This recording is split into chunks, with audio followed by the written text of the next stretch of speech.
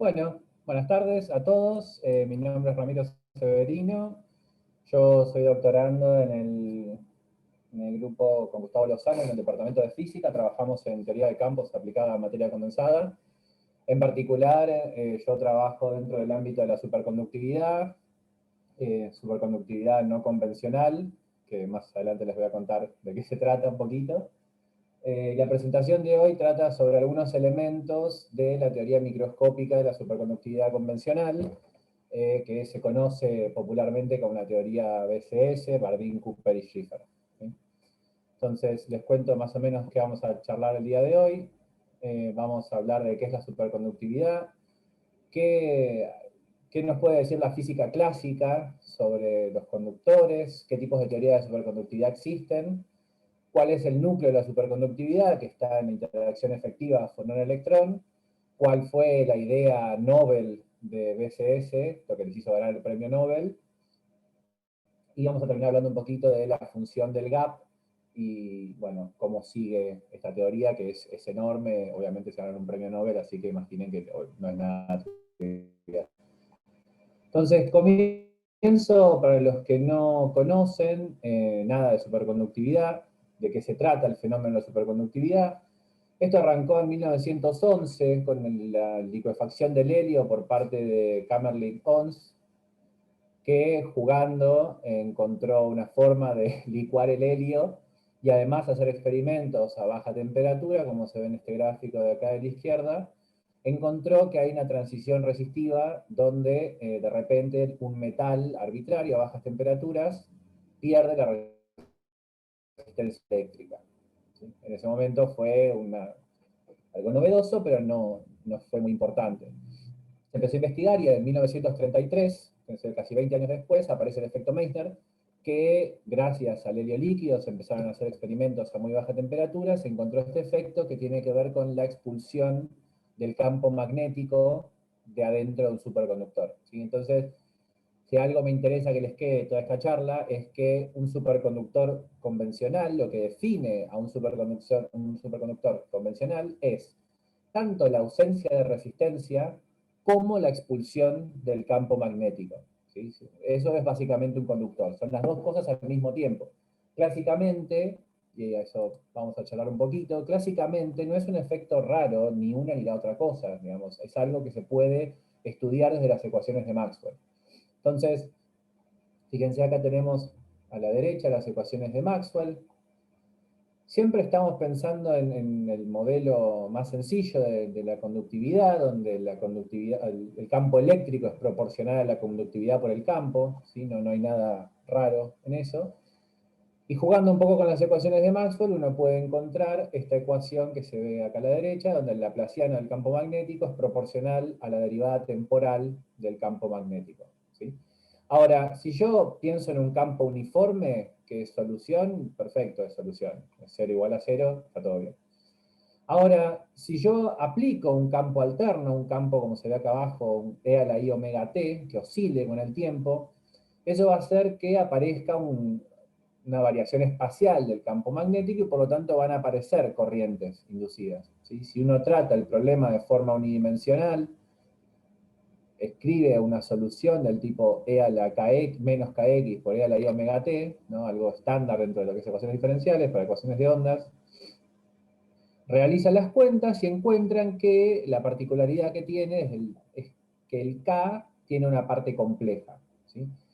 Y aparece en este K complejo una parte que tiene que ver, que es este delta que lo llevamos acá, que relaciona la resistividad o la conductividad con la frecuencia de un campo externo. ¿Sí? Eso se llama skin depth.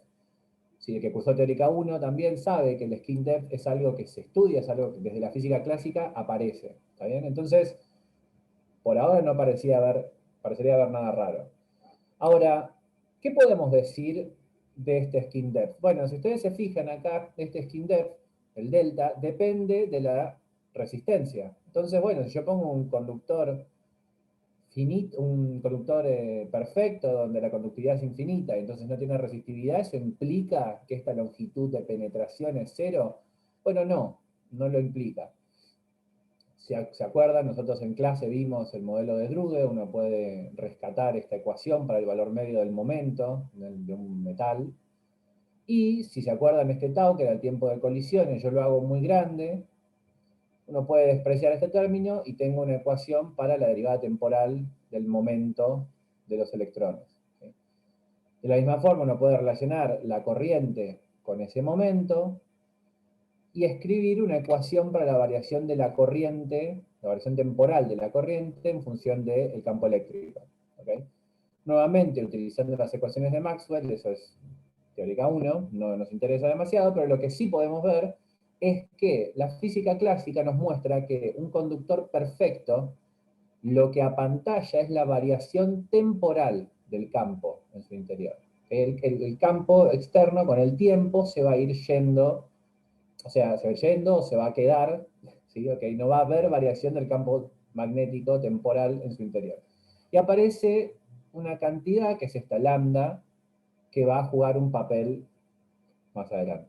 ¿Sí? Esta longitud de penetración del campo magnético. Entonces, hasta acá lo que nos dice la física del sistema superconductor. Bueno, fíjense acá a la izquierda que si yo tengo un conductor, que es esta bolita verde, tanto en campo externo cero como en campo positivo, el estado final, vamos a la parte A, ¿no? Si yo no hay campo externo, prendo un campo externo, recién vimos que no va a haber variación, entonces saco el campo de adentro, porque no tiene campo magnético adentro, entonces cuando apago el campo, el conductor se queda sin campo magnético adentro.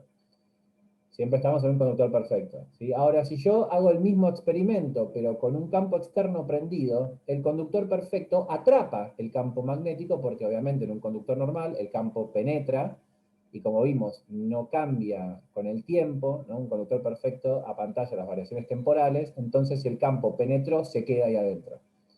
Ahora, lo fundamental en un superconductor es que no importa cómo yo prenda o apague el campo, siempre voy a tener expulsión del campo magnético de adentro del superconductor. Entonces, la idea, lo que a mí me interesa que les quede, más allá de las cuentas que vayamos a ver después, es que un superconductor no es solamente un conductor perfecto, no es algo que tiene resistencia cero, ¿sí? La particularidad que tiene es que expulsa el campo magnético de su interior y eso es súper importante para todas las teorías de superconductividad. Entonces, Perdón, ¿te puedo hacer una pregunta, Sí, obvio. Ramiro? Sí. ¿Expulsa el campo magnético porque las corrientes inducidas no encuentran resistencia? No, porque vos tenés las corrientes inducidas que te quedan en el borde, nada más. Viste que aparece esta longitud de penetración. Bueno, no puedo ir para atrás ahora. Pero yo les había mostrado que aparece esta longitud de lambda. Sí. Entonces, lo que vos tenés adentro de un superconductor es que no hay campo magnético, o sea, esa fue la frase pochoclera. Lo que vos tenés es un decaimiento muy rápido del campo magnético adentro del conductor. ¿Okay? Te queda un pedacito penetrado que es de orden lambda, y eso genera corrientes superficiales, y esas corrientes superficiales son las que apantallan el campo de afuera. ¿Sí? Esa es lo que vos decís. Es muy importante, las corrientes superficiales juegan un rol fundamental en toda la teoría de la superconductividad, pero en particular acá, bueno, es eso que vos decís, ayudan a apantallar el campo externo. Gracias. No, por favor. Bueno, entonces, ¿cómo uno puede abordar la superconductividad? ¿Okay? Hay muchas formas de abordarla. La primera, que se usa muchísimo incluso el día de hoy, es un modelo medio de campo medio, que es el que se llama el modelo de London o de los dos fluidos. ¿Sí? Es una teoría de los 40, donde decían, bueno, hay un líquido normal de electrones y un líquido de portadores superconductores. Entonces había dos tipos de electrones, y con estas dos ecuaciones, que son las ecuaciones de London, de nuevo aparece esta longitud, que pensé que es a pantalla directamente el campo espacial, espacialmente el campo, logran describir las propiedades que se conocían en ese momento de los superconductores. ¿Sí? Y hoy en día, en modelos sencillos, se sigue utilizando el modelo de London porque da muy buenas aproximaciones. ¿Okay?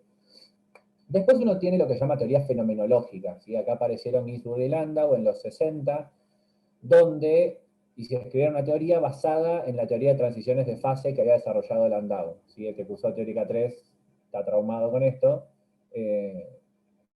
Escribe una energía libre y toda la transición superconductora depende únicamente de un parámetro de orden que en el modelo de London es los portadores superconductores. ¿Sí?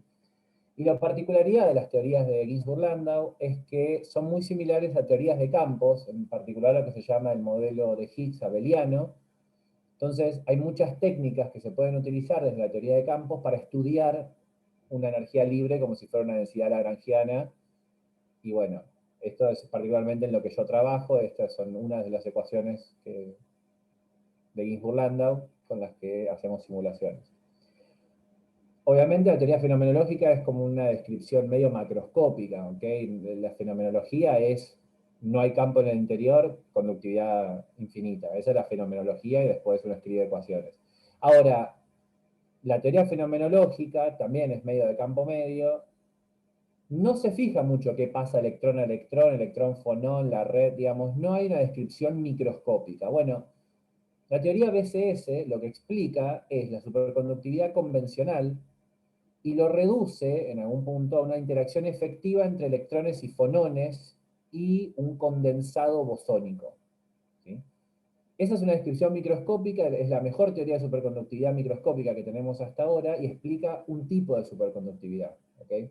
Vamos adelante, vamos a ver qué significa eso. Pero vamos a entrar entonces en los detalles de la descripción esta de la teoría BCS.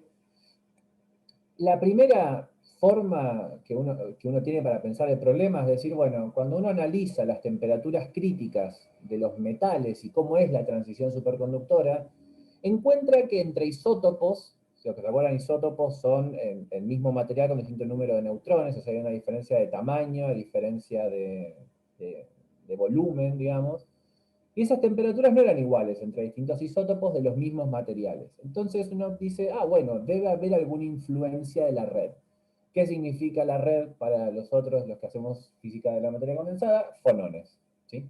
Entonces fíjense acá escribimos un hamiltoniano que tiene tres partes. La primera parte es el hamiltoniano electrónico, ¿sí? Que ya conocemos, que tiene como ground state los estados de partícula única de energía epsilon k, estados de siempre, ¿no? Los estados de Bloch. Después tenemos una parte del electrón que tiene que ver con los fonones de la red. Fíjense que esta parte, ¿no? O sea, los que se acuerdan de cuántica, es un hamiltoniano del oscilador armónico. Estamos modelando a las oscilaciones de la red como un oscilador armónico que emite cuasipartículas de una dada frecuencia y una dada polarización. ¿Sí?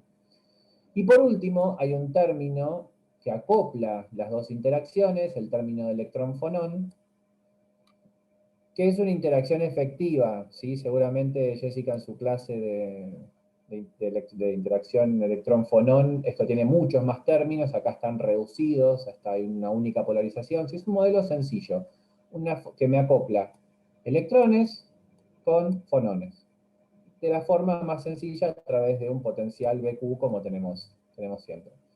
Ahora, ¿qué es lo importante de esta interacción? Fíjense que el número de fonones, digamos, este hamiltoniano electrón-fonón, no conmuta con el número de partículas fonones, pero sí con el número de partículas electrones. O sea, ¿qué significa esto? Que no hay variación de electrones. Fíjense que la derivada temporal, ¿se acuerdan que esta es la ecuación de Heisenberg para los operadores? La evolución temporal del número de electrones no cambia, pero la de los fonones sí. O sea, este hamiltoniano no conserva el número de fonones y el número total de partículas se va a conservar en valor medio. Que eso ya es raro en un sistema que esté acoplado. Por lo menos en los que vimos nosotros, estas cosas no pasan donde uno se conserva y el otro no. Entonces esto ya nos da un hint de que la superconductividad es muy compleja, es un fenómeno bastante complicadito. Entonces, antes de ponernos a pensar en la nube electrónica de un material, ¿sí? Vamos a pensar qué pasa un estado ante un único, cómo evoluciona temporalmente un estado de un único electrón con este hamiltoniano. ¿Sí? Hago esta aclaración y no la hago nunca más. que estamos haciendo un poco de abuso de notación. Cuando yo hablo de mi estado a tiempo cero y lo escribo de esta manera como un operador de creación fermiónico por un cero, lo que estoy escondiendo atrás es que en realidad que hay un producto tensorial de dos estados, y hay dos espacios de Hilbert, el espacio de los fonones y el espacio de los electrones, y esto que estoy diciendo acá quiere decir creo un electrón, pero mantengo los fonones en cero. ¿Sí? Ténganlo eso en cuenta siempre porque va a ser importante para seguir un poco las cuentitas. Entonces, ¿se acuerdan de cuántica? La evolución temporal de un estado es aplicar esta matriz al estado inicial. ¿Sí? Y si uno hace un desarrollo de Taylor, esto básicamente es, ¿no? medio perturbativamente, va a ser mi estado inicial más una contribución del hamiltoniano al estado inicial, ¿okay? A un dado tiempo. Entonces, escribo, ¿no? Vamos a ver qué le hace cada uno. El término electrónico, escribo el hamiltoniano de electrónico contra mi estado, ¿sí? Usamos las relaciones que vimos en clase, ¿no? Esta combinación de operadores las escribo con la relación de anticonmutación. ¿Se acuerdan que Adaga y... lo podría haber escrito, ¿no? Pero bueno, no lo hice. ¿Se acuerdan que estos operadores anticonmutan la delta? Perdón. Entonces, utilizando esta relación de anticonmutación, la voy a usar mucho, por eso la escribo una vez aunque sea, voy a poder conmutar los operadores, me aparecen deltas, y la otra combinación de operadores. Esto también es algo que voy a usar mucho, que es que cuando yo aplique un operador de destrucción a cualquier estado, al estado cero, al estado vacío, siempre me lo va a matar. ¿Okay? Entonces, esta parte que tiene una línea roja no contribuye, contrayendo las deltas, me queda esta contribución. O sea, no hice nada raro. Sigamos con el otro término. El otro término era el de interacción electrón-fonón. ¿Sí? Entonces tengo toda la parte del hamiltoniano electrón-fonón contra el estado inicial. Nuevamente, estos que tienen llaves, utilicé las relaciones de anticonmutación. Nuevamente me aparece un operador de destrucción actuando sobre el vacío que no va a contribuir. Y contrayendo las deltas me queda esto, que por ahora no significa nada. ¿Sí? Es un numerito, una cuantita. Entonces, ¿qué pasa si yo junto todo a un tiempo dado, delta, arbitrario? Fíjense que me va a quedar un numerito proporcional a la energía de los estados de partícula única, y me aparece esta cosa que está acá, aplicada sobre el estado inicial. Si ustedes se acuerdan, el estado inicial que tengo acá arriba, únicamente tenía un electrón. ¿Sí? Tengo un operador Adaga aplicado sobre un electrón, o sea, esto es básicamente un 1 acá. Entonces, el operador, este que me quedó al evolucionar temporalmente, va a crear otro electrón, va a aparecer un 2, supongamos, pero aparece un operador de bosones. O sea, este operador va a venir acá y me va a transformar este 0 en un 1. Entonces, acá ya hay un hint de qué está pasando. El acople electrón-fonón, ¿no? Los estados de electrón único emiten fonones con una probabilidad dada por el potencial que yo estoy poniendo que los acople. ¿Sí? Es la probabilidad. Yo puedo seguir y seguir y seguir y seguir. Entonces, si yo perturbo esto, lo voy iterando, lo que veo es que se abren las posibilidades de o emitir otro fonón o absorber un fonón. Y así voy a tener emitir 3 fotones, absorber fonones, absorber 2, etc. ¿Sí? Entonces, ¿qué está mostrando esto? Si los electrones están emitiendo fonones, implica que cada electrón deforma toda la red a su alrededor. ¿Sí? Tiene como una nube de fonones. Raro. Entonces, el hecho de que el electrón, ¿no? ¿Se acuerdan que nosotros cuando hicimos, cuando dopábamos o poníamos un electrón donor o lo que sea, cambiaban las relaciones de dispersión? Bueno, acá va a pasar lo mismo. La presencia de una nube de fonones alrededor de cada electrón va a cambiar la relación de dispersión. Ahora, ¿Cómo corregimos esa relación de dispersión? De nuevo, con teoría de perturbaciones. En particular, la hacemos a orden 2, que es esta expresión que está acá abajo. El que cursó teórica 2 también está traumado con esto, ¿sí? Fíjense que tengo el hamiltoniano al cuadrado, que son estos dos que están acá, y lo que hicimos es poner un operador que sea la identidad de este espacio, ¿sí? Sumando sobre todos los electrones y todos los fonones a un estado arbitrario de n fonones y n electrones, ¿sí? De esta forma, el truquito típico, ¿no? Me van a quedar dos elementos de matriz que tengo que calcular. Y, obviamente, la corrección está pesada por una energía. ¿Sí? Al fondo es un peso, nada más, no va a jugar mucho. Entonces, ¿hasta acá todo bien? ¿Alguna pregunta? Porque ahora se viene una cuenta y está bueno que la sigamos. ¿Alguien tiene alguna duda o algo? No, yo Bien, viendo. perfecto. Entonces, No. la idea es que, por ahora, la fenomenología que encontramos es que los estados de electrón único emiten fonones. Vamos a ver cómo cambia la energía. Esto es una cuenta. Pero para que veamos que los métodos de la materia se usan y mucho. Entonces, vamos a suponer que en nuestro estado inicial, ¿sí? Acuérdense que esto es un electrón, 0 fonones, es un estado de electrón único, y estas son las frecuencias, ¿no? Vamos a escribir todo en términos de frecuencias, y vamos a querer ver cómo actúa el hamiltoniano sobre un estado, ¿sí? Entonces vamos a calcular primero esta parte, que es cómo actúa el operador electrón-fonón sobre el phi 10. Escribimos nuevamente el hamiltoniano de interacción contra nuestro estado, hacemos la conmutación, aparece nuevamente esta combinación A daga por A, que aplicado sobre el vacío no va a contribuir, vamos a contraer las deltas, que es este renglón de acá abajo, y por último nos aparece esta combinación. Importante, como son de espacios distintos, estos operadores conmutan, ¿sí? Entonces, yo acá puedo escribir, en vez de B por A, puedo escribir A por B por 0, y el operador B aplicado al 0 me va a dar un 0. ¿Sí? Me va a dar 0 por el estado 0 tensorial 1. Acuérdense que esto lo estamos obviando, ¿sí? Esto es directamente 0. Entonces, me queda una única contribución en toda esta suma, que es esta de acá. ¿Sí? O sea, fíjense que el operador electrón-fonón sobre el phi 10 solo hace que contribuya a este estado. O sea, en toda esta sumatoria sobre todos los electrones y sobre todos los fonones, solo importa este estado. ¿Ok? Eso me va a simplificar mucho la vida.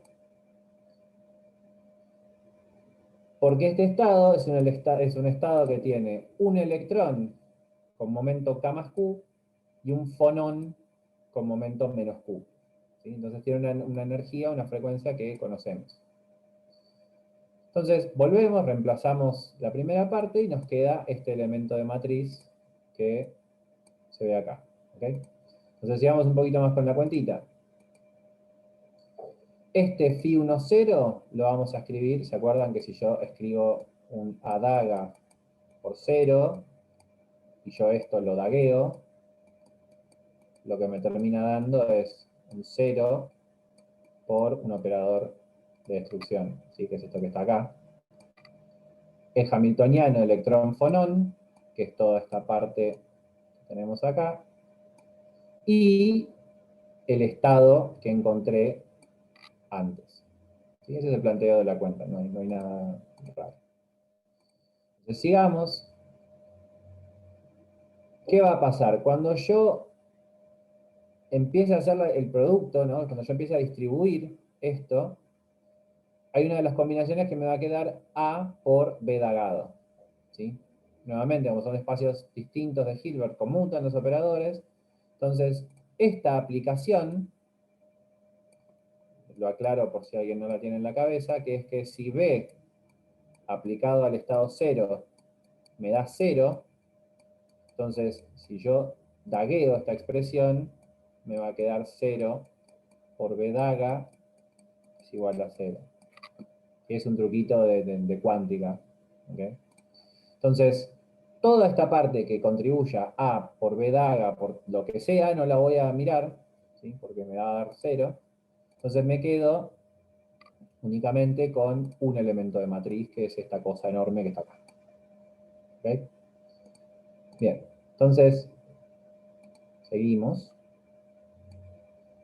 Acá, fíjense que lo que estamos usando son las relaciones de conmutación, o sea, lo que me define los espacios en los que estoy trabajando. No estoy haciendo más que eso, ¿sí? Que cuando estábamos trabajando con los sistemas de polaritones, los electrones, todo esto, lo único que había en el fondo era trabajar con los operadores, conmutarlos, ¿sí? Esto es más o menos lo mismo. Estamos trabajando en segunda cuantización, otro problema, nada más.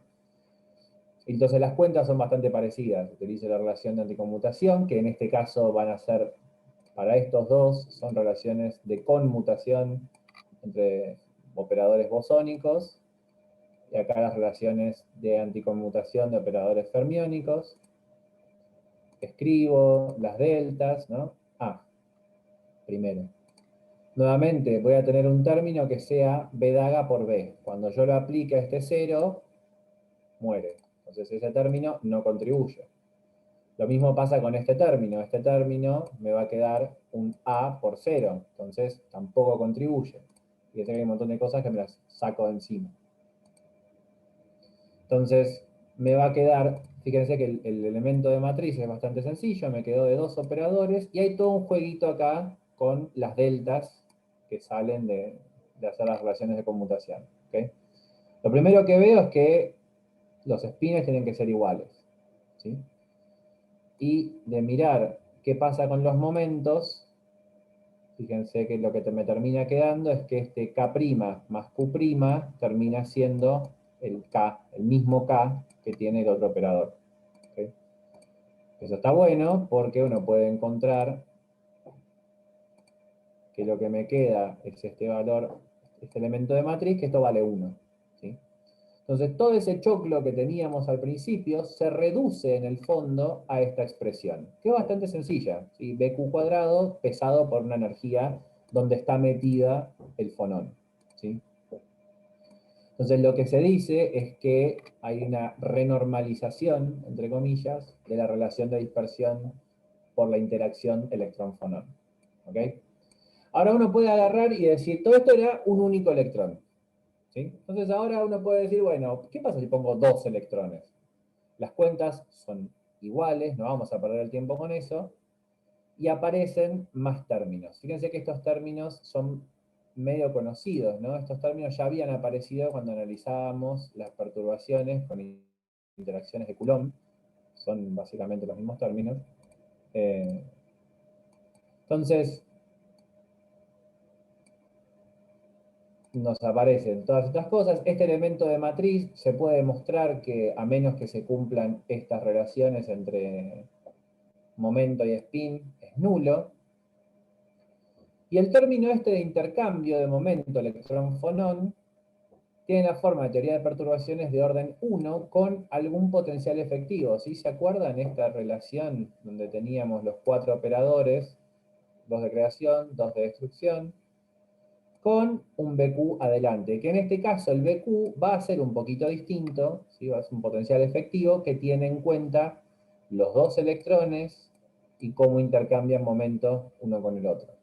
¿Okay? Entonces, de nuevo, estamos como ante una renormalización del caso de electrones interactuantes. Sigamos. ¿Hasta acá alguna pregunta? ¿Se viene siguiendo bien? ¿Todos entienden? Sí, sí. Perfecto. El que calla otorga igual, así que listo. El que lo preguntó ahora lo siento. Bien, entonces vamos a pasar de nuevo a una picture colectiva. ¿Sí? Entonces, ya sabemos que en una cuestión colectiva, los únicos electrones que van a tener alguna injerencia van a ser los electrones que estén en el entorno de la superficie de Fermi. ¿Bien? Entonces no vamos a mirar todo el mar de momentos, sino que nos vamos a quedar con los momentos que estén más cerca de la energía de Fermi. Eso nos permite hacer esta aproximación entre las frecuencias. ¿Okay?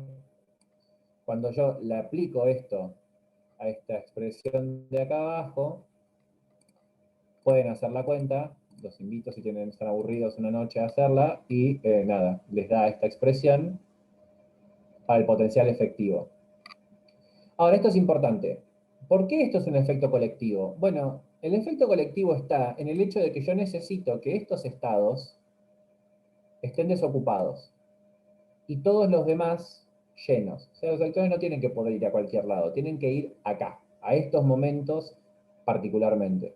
Entonces, eso necesita que esté mi mar de Fermi abajo todo lleno. Eso ténganlo en la cabeza porque después va a volver a aparecer.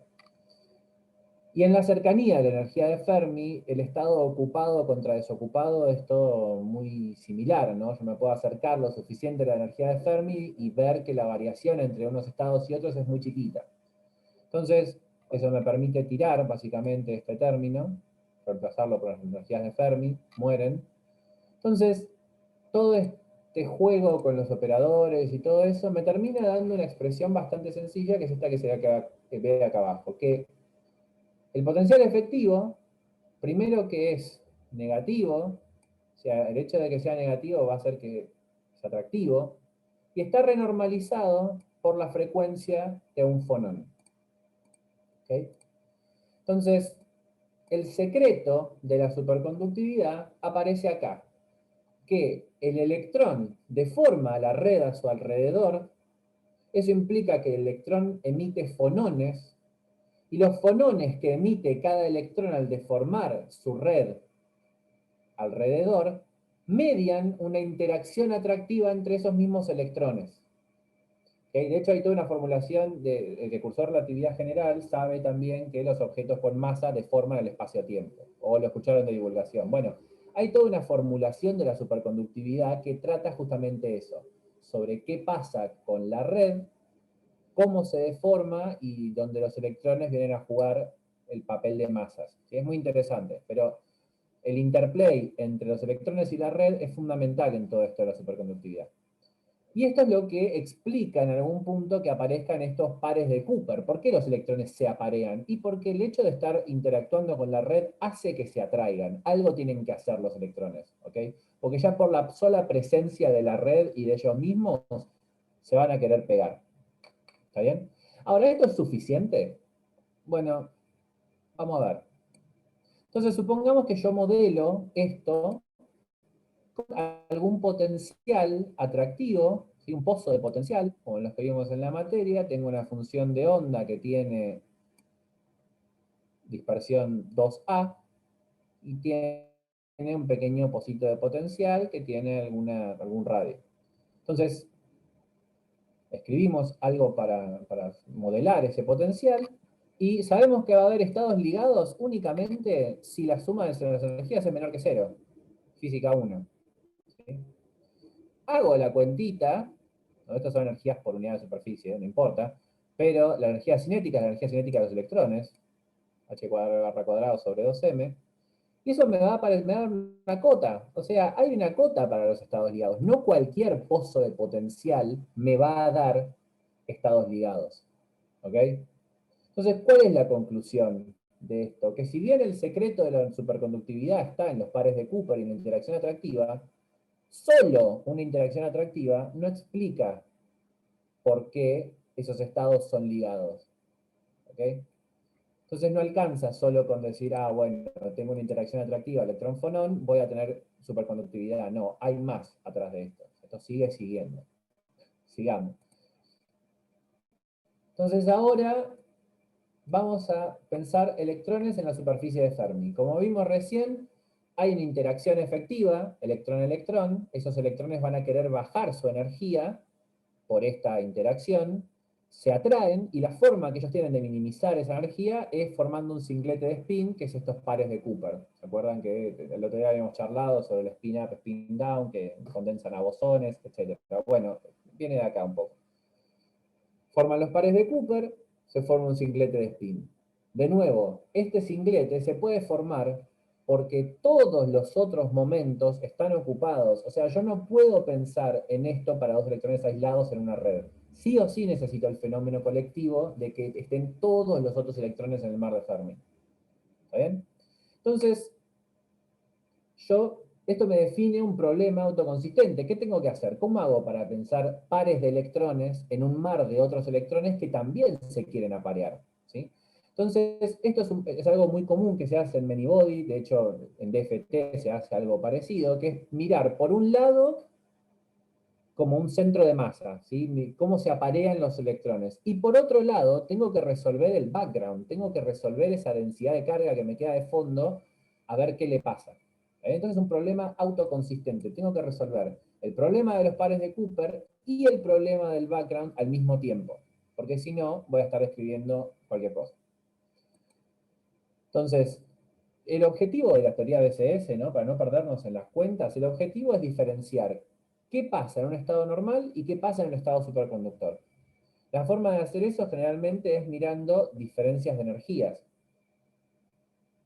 Ahora, las temperaturas críticas son del orden de los 2-3 Kelvin. ¿Sí? 2-3 Kelvin por la constante de Boltzmann me da energías del orden de 10 a la menos 4 electronvolts. Son escalas muy chicas. Incluso si yo pudiera formar una teoría, no la voy a comprobar jamás, porque no tenemos acceso a mirar en escalas de energías tan chiquitas. Entonces, tengo que pensar otra cosa. ¿Qué voy a pensar? Bueno, yo para ver qué difiere en cada estado, me alcanza con pensar, bueno, tengo un par de Cooper, vamos a pensarlo en reposo por ahora, y todos los grados de libertad fonónicos los voy a absorber en un potencial efectivo electrón-electrón que ya vimos que sea atractivo. ¿Sí? Entonces, haciendo eso, voy a poder escribir mi hamiltoniano, ya nos vamos acercando, que va a tener la energía, un término cinético de mis pares de Cooper, que van a tener su energía, ¿sí? A resolver un problema de cuántica común, dos electrones apareados, tienen autoestados, etc. Y después voy a tener la interacción entre dos pares, que es una interacción de 4 electrones. ¿Okay? Y acá está la magia de BCS, porque hasta ahora la verdad que no hicimos nada muy descabellado, ¿no? No es una locura pensar en todo eso. Bueno, ¿dónde está la magia de BCS? La magia de BCS está en este estado que se ve acá, que así como está escrito no dice absolutamente nada, a mí tampoco me dice nada, no es que hay que saber, no dice nada esto así a priori, pero una cosa que uno puede notar, que es algo raro para un estado cuántico en general, que es que el número total de partículas no es un buen número cuántico. ¿Okay? Porque fíjense que hay una parte que siempre tiene al vacío y otra parte que crea o destruye electrones. ¿Sí? Crea. ¿Sí? Entonces, ¿esto qué significa? Que los estados no son puros. Voy a tener muchísima mezcla entre todos los estados y el número de partículas va a dejar de ser un buen número cuántico para este sistema. Por más que yo tenga electrones y fonones, el número de partículas de cada uno se va a conservar en valor medio, no exactamente. Y además, esta función BCS cumple que en el límite donde se dan estos coeficientes particulares, recupero la función de onda electrónica de Bloch, la de siempre. ¿Okay? Entonces vamos a ver por qué esta función de BCS es tan importante. Entonces, como les decía, el número de partículas solo tiene sentido en valor medio. ¿Okay? Por lo tanto, que se acuerdan de análisis o de teórica 3, mecánica estadística, uno cuando quiere fijar un valor medio, mete un multiplicador de Lagrange, que para nosotros el multiplicador de Lagrange en sólidos es el potencial químico. Entonces, voy a tener que minimizar esta cantidad. ¿Sí? Que tengo la energía menos mu por el número de electrones. ¿Sí? Si uno se agarra a la función BCS y hace el hamiltoniano y hace el sándwich con los dos estados, se puede calcular cuánto vale el valor medio del hamiltoniano y cuánto vale el valor medio del número de partículas. ¿Sí? Acá puse una fórmula equivocada, después la corrijo, pero esta no es. problema de copy-paste, pero no importa.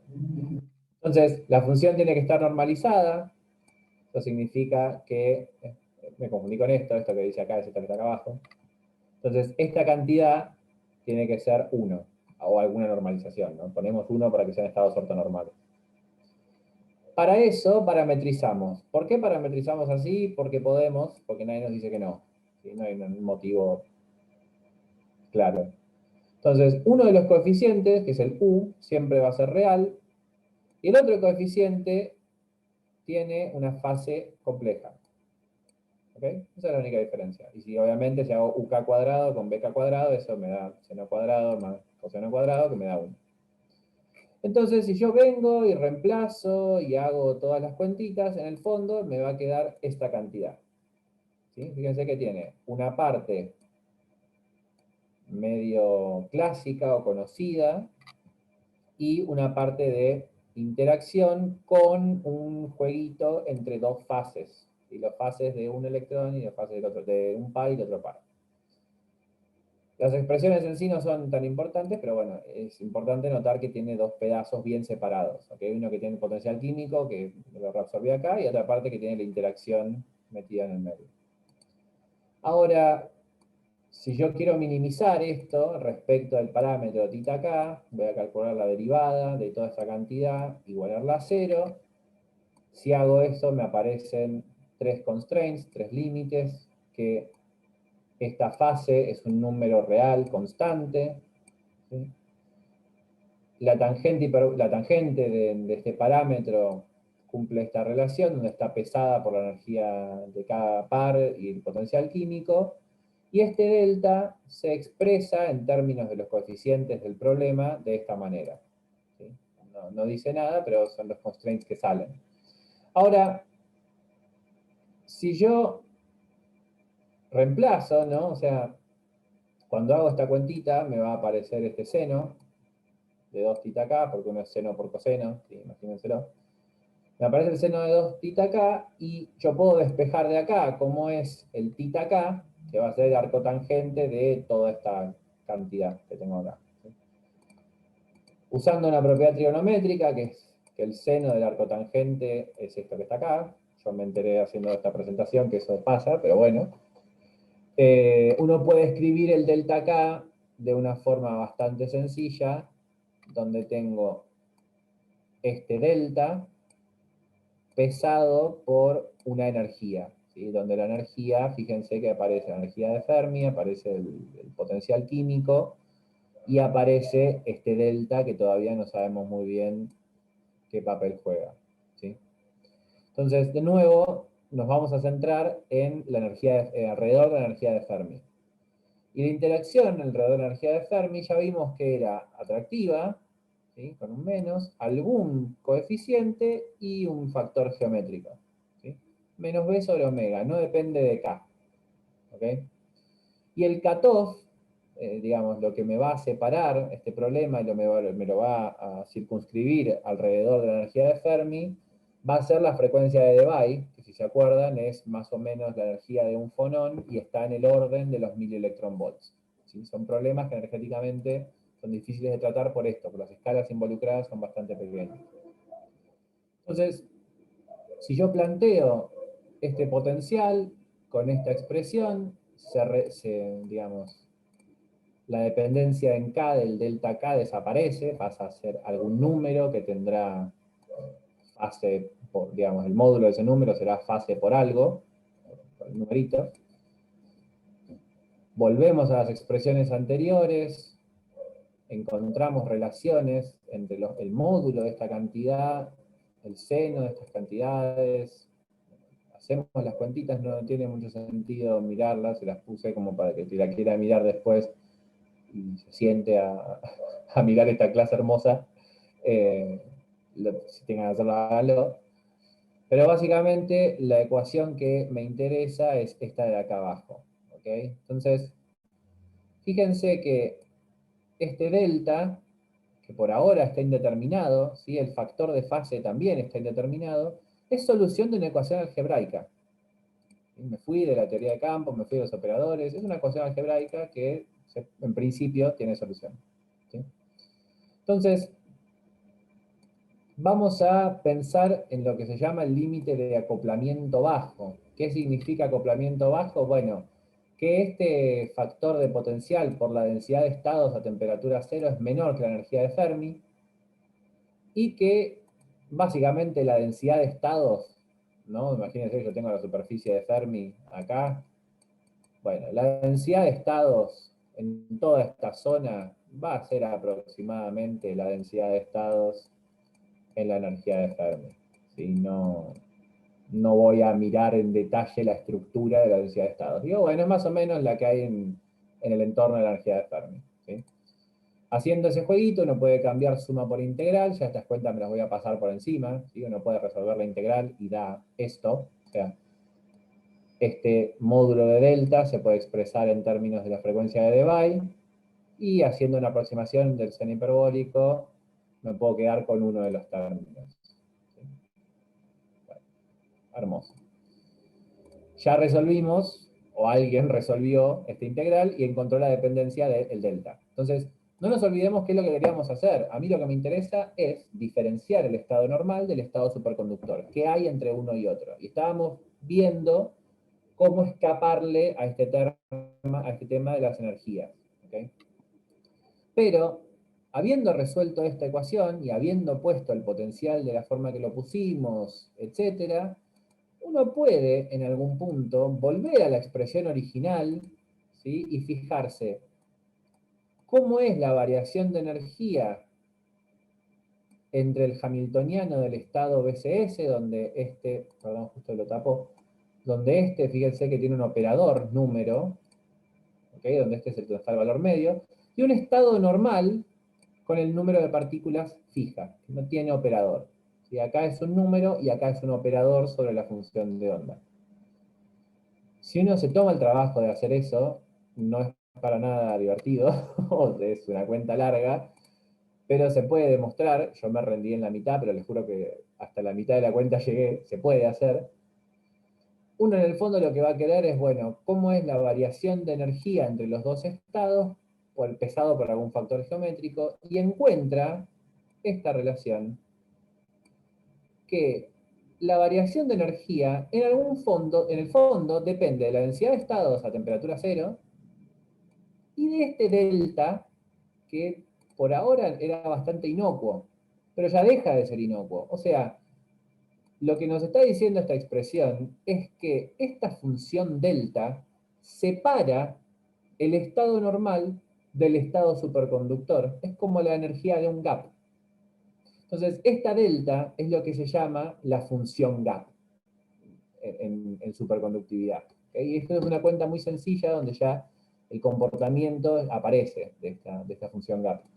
Entonces, si mezclamos, ¿no?, los resultados que obtuvimos antes, que es cuánto valía el delta y que la variación de energía es proporcional a este delta, uno puede encontrar que la variación de energía, la escala de energía es la frecuencia de los fonones, la omega de Debye, aparece la densidad de estados a temperatura cero y pesado por este factor exponencial.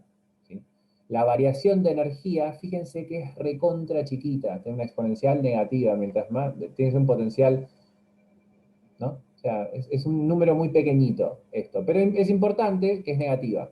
O sea, entre el estado normal y el estado superconductor, baja la energía. O sea, al sistema, de esta forma, con la interacción electrón-fonón, acoplado de la forma que está acoplado, le conviene bajar su energía haciéndose superconductor. ¿Okay? Esto se puede mostrar desde la termodinámica incluso también, y encontrar que esto es lo que se llama energía de condensación, que depende de un campo externo, etc. O sea, hay formulaciones un poco más clásicas de esto, pero uno siempre llega a lo mismo. En un sistema superconductor conviene bajar la energía haciéndose superconductor. ¿Sí? Entonces, bueno, ¿qué falta? Porque acá no hicimos nada. O sea, básicamente les mostré que el estado superconductor y el acoplamiento electrón-fonón favorece la condensación en pares de Cooper, y esa condensación baja la energía respecto al estado normal. Pero yo no dije nada todavía, mucho. O sea, dije algunas cosas, pero no hice nada de lo que hablamos al principio. Entonces, ¿qué falta en esto? Bueno, uno puede demostrar que esta teoría BCS tiene un análogo tipo Hartree-Fock o tipo RPA, como venimos trabajando en la materia, se puede escribir en términos de operación de operadores de campo, operadores de densidad de carga, donde esta función delta va a aparecer como un valor de expectación que se llama anómalo. Fíjense, ¿por qué anómalo? Porque no conecta espines iguales. Esa va a ser la función del gap. Y la función esta delta se puede interpretar como un gap redefiniendo operadores. Fíjense que acá hay todo, esto es lo que se llama redefinir el álgebra. Me cambio, me voy a otro lado, me voy a otro espacio donde escribo. Esto para sistemas de 2 niveles también se hace, ¿no? Uno define a daga más a bla. Entonces, cambiando el álgebra, relacionando los operadores con mis nuevos operadores, estableciendo relaciones de conmutación entre todos mis operadores, y haciendo muchas de las cuentas que ya hicimos de nuevo, uno puede mostrar que cuando yo actúo con estos operadores, lo que crean o destruyen son cuasipartículas con un dado momento, y el nuevo vacío, ¿no? Lo que antes era el estado cero, es el ground state BCS que vimos al principio. Si esa función de onda BCS funciona como un nuevo vacío para estos operadores gamma. ¿Okay? Y las excitaciones de este gamma, fíjense que la primera excitación, que esto que puse acá abajo, la primera excitación de este gamma es proporcional al módulo del delta que encontramos arriba, ¿sí? Al de la frecuencia de Debye. O sea, las excitaciones están separadas cada una por delta. Por eso se llama función gap. ¿Sí? Es una función que define en algún punto un superconductor. ¿Okay? Y de acá la teoría BCS se puede expandir mucho más. Uno puede expandir en distintos modos de onda, ondas S, ondas P, distintos acoples, incluir otros términos en el acople electrón-fonón, digamos, se puede hacer mucho. El que quiere investigar, hágalo porque es divertido, para un viernes a la noche, si no tienen nada que hacer, leer sobre BCS. Ahora, ¿cómo sigue esto? Porque yo no dije nada. O sea, lo único que hicimos fue encontrar que el estado superconductor favorece la energía. ¿Y qué pasa con todo lo demás? Bueno, todo lo demás tiene un tratamiento bastante más clásico en el sentido de las transiciones de fase, esta teoría fenomenológica de Ginzburg-Landau. La teoría fenomenológica de Ginzburg-Landau es muy poderosa porque permite estudiar cosas como esto de superconductividad tipo 1 y tipo 2, donde se encuentra que hay dos tipos de superconductores que o expulsan el campo completamente o están siempre en un estado conductor, o estados, que son los superconductores tipo 2, que permiten la penetración de vórtices, que son estas cositas. Esto es una imagen que yo saqué de mis cuentas, de mi doctorado. Uno tiene arrays de vórtices magnéticos en un material que, ¿se acuerdan? Yo les había dicho que expulsa todo el campo. Bueno, no, en los superconductores de tipo 2 penetra el campo en unidades cuantificadas, que son estos vórtices. Y cada uno de estos vórtices tiene una unidad de flujo magnético. Y además existe lo que se llama la superconductividad no convencional, porque la teoría BCS describe bien superconductores que están por esta línea. ¿Sí? Fíjense, acá tenemos la temperatura y acá el año en el que se descubrió cada uno de estos. La teoría BCS llega hasta los 30, 40 Kelvin y después empieza a hacer agua. La teoría BCS ya no describe procesos en donde la temperatura crítica de transición ya está, fíjense acá arriba está la temperatura ambiente. ¿Sí? Todos estos superconductores que están acá arriba, que muchos tienen hierro, que es un material magnético, que es raro que un material magnético esté metido en todas estas cuestiones superconductoras, pero bueno, se descubrió que hay superconductividad basada en hierro. Y en particular lo que yo estoy trabajando es lo que se llama superconductores con orden nemático, donde por efecto cuántico hay una ruptura de simetría y se favorece una dirección más que otra, y esto se vio en experimentos, y eso favorece la superconductividad, y hace que, por ejemplo, estos vórtices que uno en principio los imagina redonditos, los hace oblongos. ¿Sí? Fíjense que acá hay una dirección X' que es más larga y, bueno, que X. O sea, hay dos direcciones hay una dirección privilegiada sobre la otra, es un sistema anisotrópico y eso tiene consecuencias en la temperatura crítica, que es lo que más importa, en cómo es la distribución de campo, etc. Así que el campo de la superconductividad es enorme, tiene un montón de cosas para hacer y con esto nosotros rascamos apenas la superficie de lo que se puede estudiar en este ámbito. Y con eso les agradezco por escucharme y escucho preguntas.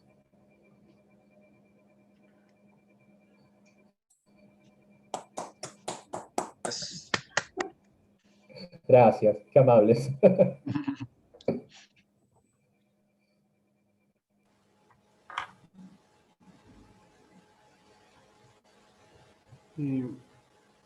Muchas gracias, Ramiro. Tengo una pregunta. Sí, dime. ¿Pudieras volver a explicar, por favor, la parte donde te enfocas en lo fenomenológico, de que el electrón deforma la red, entonces entre electrones ocurre una atracción? O sea, eso me llamó mucho la atención. Claro. Entonces, yo había dicho, bueno, uno plantea una interacción entre los electrones y los fonones, una interacción efectiva. Si yo agarro, en vez de pensar en una nube de electrones, pienso en uno solo, ¿sí? Pensar en un único electrón, como si fuera una impureza donora, ¿sí? Lo meto ahí adentro. Bueno, cuando yo le pego con este hamiltoniano a ese estado y hago las cuentas, eran todos estos términos que yo dije, bueno, esto no contribuye, esto no contribuye, esto no contribuye, ¿sí? Hay un montón de cosas de acá de esta cuenta que se van, y me queda un acople, fíjate que me quedó un A, daga, o sea que crea un electrón, y un B, daga, que crea un fonón. Entonces, cuando yo evoluciono temporalmente, de nuevo, un único electrón, ¿sí? Un electrón en el medio de una red cristalina. Y lo hago evolucionar con este hamiltoniano que acopla mi electrón a los fonones que tiene alrededor, lo que encuentro es que aparecen dos operadores que crean fonones. Entonces, el tipo, evolucionando temporalmente en la red cristalina, empieza a emitir fonones, solo por evolucionar temporalmente. Yo lo planto ahí adentro y lo dejo, el tipo va a empezar a emitir fonones. Esos fonones que está emitiendo, pensá que acá por eso lo hicimos con un único electrón. Cada electrón va a emitir fonones. Cada electrón en la superficie de Fermi, solo por estar acoplado con los fonones, va a empezar a emitir fonones. Y acordate que emitir fonones en un cristal significa que lo estoy deformando de alguna forma. Hay algún movimiento, o sea, el parámetro de red no es constante, la estoy moviendo de alguna forma. Entonces, el hecho de que un único electrón, evolucionando temporalmente, acoplado a los fonones, que emita fonones, implica que cada electrón que yo piense va a emitir fonones, entonces cada electrón va a deformar la red a su alrededor. Ahora, como cada electrón emite fonones, vos pensalo así, imagínate, por eso lo hice con relatividad, que es una forma fácil de pensarlo, pero imagínate que vos tenés tu red y tenés acá metido un electroncito, ¿sí? Y acá voy a tener otro electroncito, ¿sí? Si yo esto lo dejo evolucionar, suponete que emiten un fonón, ahora lo voy a hacer como más así, ¿okay? Se me va a hacer más profundito.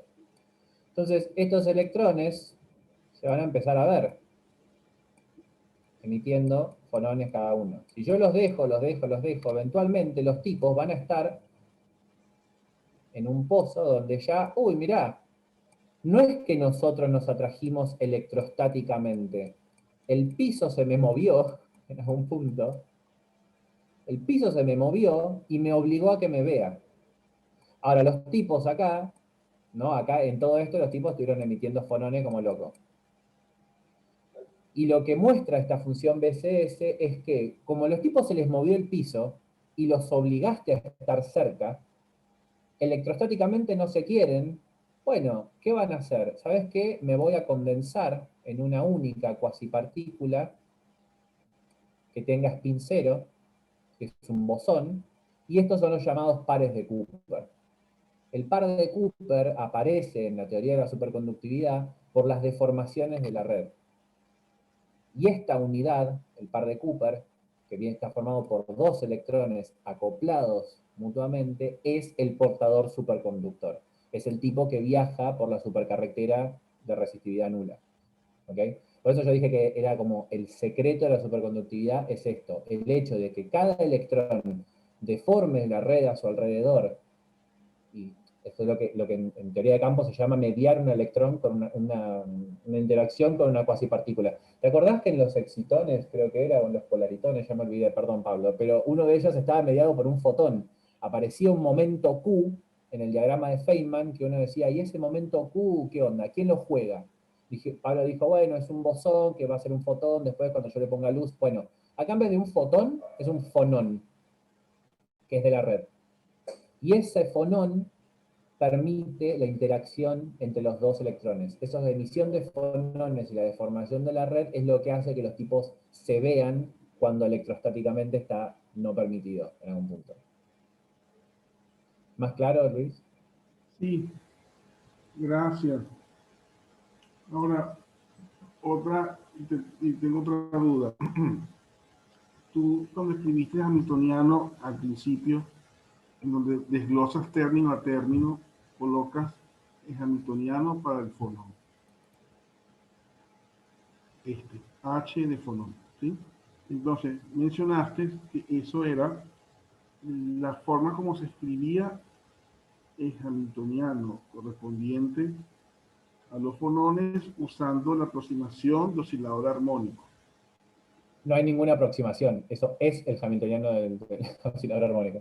Es el Hamiltoniano, pues, ok, pero ellos cumplen eso. Pero ahora, la pregunta es, uno no pudiera asumir, o no hay casos en donde eso sea dependiente, no sé, luego si lo hagan anarmónico o algo así. Sí, por supuesto. Pensá que yo acá estoy pensando en el modelo más sencillo que se le puede ocurrir, que es modelar las oscilaciones de la red como un oscilador armónico que tiene una única frecuencia y una única polarización.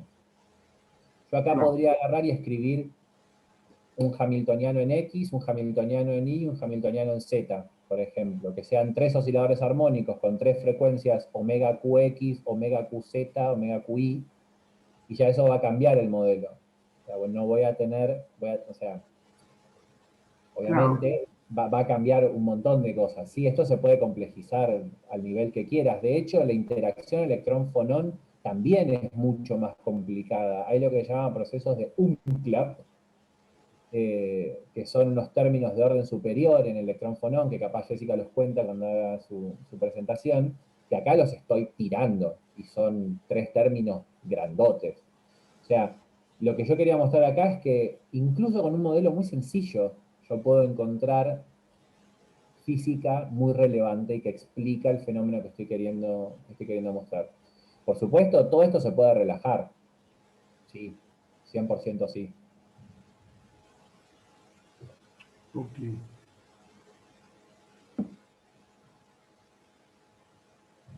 Gracias.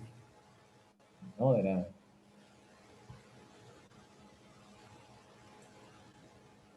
Hola Ramiro. ¿Qué tal? Eh, yo te quiero consultar algo. ¿Viste que donde te quedaste en la explicación con Luis desde que se forman los pares de Cooper? Sí. Yo no entiendo, o yo quisiera que me expliques cómo se relaciona eso hacia la superconductividad. Bien. Vos después vos pensás que acá los pares de Cooper estaban en reposo. ¿Sí? Toda esta teoría que yo desarrollé es para pares de Cooper en reposo. Para que haya corriente eléctrica los tenés que ponerse a mover. O sea, tenés que poner algo en el hamiltoniano que haga que los tipos se vayan moviendo por los distintos sitios de la red. Y eso no lo traté acá todavía. Se puede tratar desde el hamiltoniano BCS, se pueden escribir los términos y se puede encontrar una ecuación de movimiento que que lo más raro de BCS, vuelvo un poquito para acá, hay dos cosas que son muy locas en esto, y es lo siguiente. Primero, que la teoría de BCS es 100% no trivial, como acaban de ver. El trabajo que uno hace para eso es enorme y se puede encontrar lo que vos decís, que es la dinámica. Todo esto es estático. Yo ahora tendría que ponerle dinámica y calcular, como hicimos en clase, la derivada temporal del estado de BCS y ver qué pasa con esos operadores, y escribir ecuaciones de Heisenberg y escribir los conmutadores, y eso es un trabajo que si estás un día aburrido a la noche, te invito a que lo hagas, se puede hacer y no es imposible. Ahora, lo más loco de todo esto, y es lo que hizo que tanto Ginsburg, Landau y los de BCS todos tuvieran sus premios Nobel en algún momento, es que si yo me mato haciendo toda esta cuenta, en el fondo lo que voy a llegar es a esto, a esta ecuación y a esta ecuación. O sea, yo lo que describí acá es qué pasa con un par de Cooper, que es la unidad básica, ¿no? Digamos, uno sabe que la corriente eléctrica tiene portadores que son los electrones, que tienen carga negativa, etc. Bueno, en esto de superconductividad, ¿quién es el portador? ¿Son los electrones? No, no son los electrones. Los portadores de carga, si querés, en algún punto en la teoría de superconductividad, son los pares de Cooper. Entonces yo lo que expliqué acá es cómo surgen los pares de Cooper desde la teoría microscópica. Esto que yo te digo de los pares de Cooper, ya lo habían pensado los London. Los London en los 40 agarraron y dijeron, bueno, hay un líquido que no tengo idea de qué se compone, no sé qué spin tiene, si son electrones, bosones, fonones, no me importa. Hay algún tipo de líquido que es superconductor. Y escribieron ecuaciones de fluidos. La teoría microscópica te dice, pará, esos portadores que vos te estás imaginando que no sabés qué son, en realidad son dos electrones acoplados. Y la dinámica de esos electrones, la corriente que uno genera, es esta. Que se vea que es la ecuación esta que dice J. ¿Sí? Esto es lo que naturalmente en teoría de campos es una corriente. Entonces, fíjate que está relacionada con la función de onda. Uno hace todo el trabajo de BCS, de encontrar la dinámica, etc., y se reduce a las ecuaciones de Ginsburg-Landau. Es muy loco. La descripción fenomenológica, pensando únicamente en lo que yo les decía de expulsión del campo magnético y resistencia nula, permitió a Ginsburg y Landau escribir una energía libre, y desde la teoría BCS se puede deducir esta misma energía libre. Es muy loco. Cuando hicieron esa conexión, fue un momento medio trascendental de la teoría de la superconductividad, porque dijeron, pará, esto de Ginsburg-Landau se deduce de la teoría BCS. Entonces, lo único que yo les mostré acá, en esta presentación, es cómo surge el par de Cooper, que es la unidad de portador, del portador de carga en un superconductor, y que condensar, o sea, formar pares de Cooper, que después son un condensado de bosones, favorece a la energía en términos de estado normal. O sea, un sistema de pares de Cooper condensados tiene menos energía que un sistema normal. Entonces, a bajas temperaturas, al tipo le va a convenir siempre hacerse superconductor. ¿Cómo se deduce todo lo demás? Tiene que ver con la dinámica. Y eso es algo que yo acá no traté. Tendrías que meterte a ver teoría BCS en serio, y te la regalo. Es un viaje, pero se puede. Eso es lo que yo expliqué hoy. Gracias, Ramiro. Una preguntita, una cosita más, ¿no? Sí, muy No me queda claro si, eh, o sea, los pares de Cooper son como el factor fundamental o único para la superconductividad, o hay otros factores además.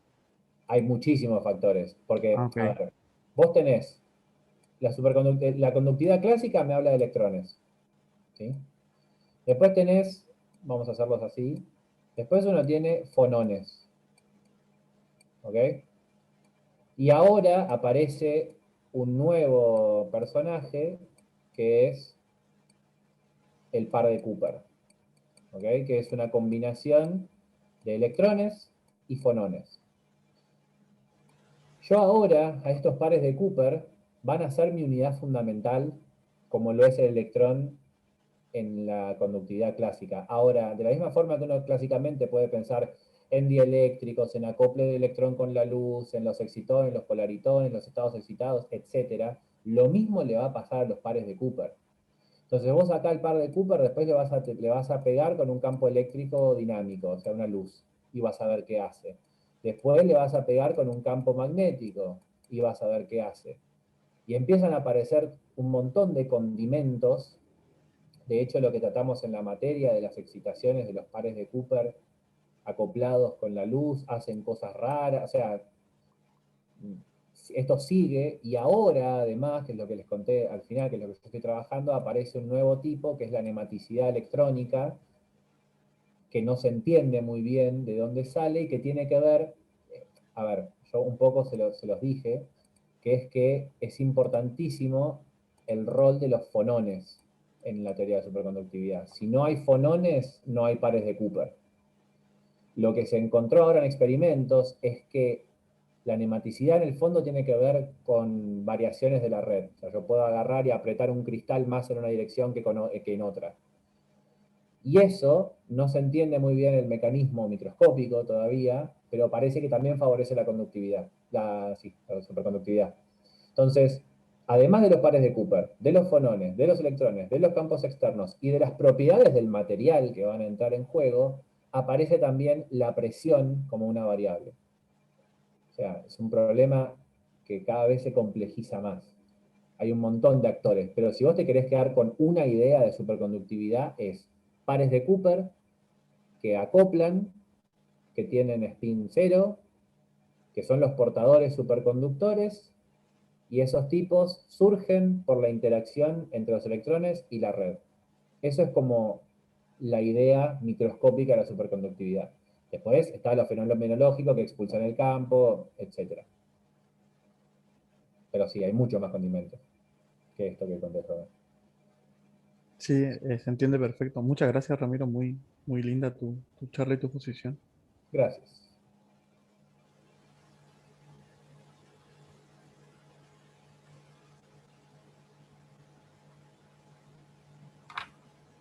Bueno, dejo de Bueno, muchas gracias, Ramiro. Muy linda la charla, la verdad.